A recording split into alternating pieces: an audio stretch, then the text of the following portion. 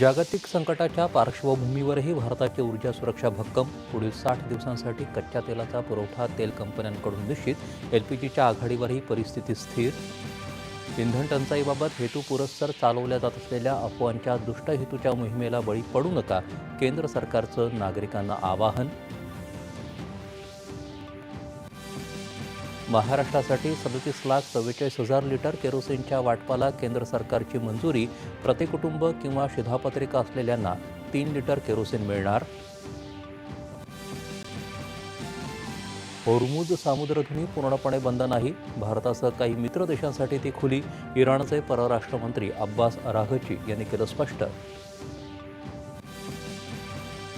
युद्ध समाप्त करण्यासंदर्भातल्या अमेरिकेच्या प्रस्तावाची इराण समीक्षा करत आहे, मात्र अमेरिकेसोबत थेट चर्चेचा इरादा नाही, इराणनं केलं स्पष्ट. एका जागतिक सर्वेक्षणात पंतप्रधान नरेंद्र मोदी 68% पसंतीसह ठरले जगातील सर्वात लोकप्रिय नेते. अमेरिकेचे राष्ट्राध्यक्ष ट्रम्प यांना पहिल्या 10 लोकप्रिय नेत्यांमध्येही स्थान नाही. G7 देशांच्या परराष्ट्र व्यवहार मंत्र्यांच्या बैठकीला उपस्थित राहण्यासाठी परराष्ट्र मंत्री एस जयशंकर आज आणि उद्या फ्रान्स दौऱ्यावर. विविध देशांच्या नेत्यांसोबत करणार द्विपक्षीय चर्चा. श्री रामनवमी निमित्त अयोध्येसह देशभरात उत्साह आणि भक्तिमय वातावरण. ठिकठिकाणच्या मंदिरांमध्ये विशेष पूजा अर्चा.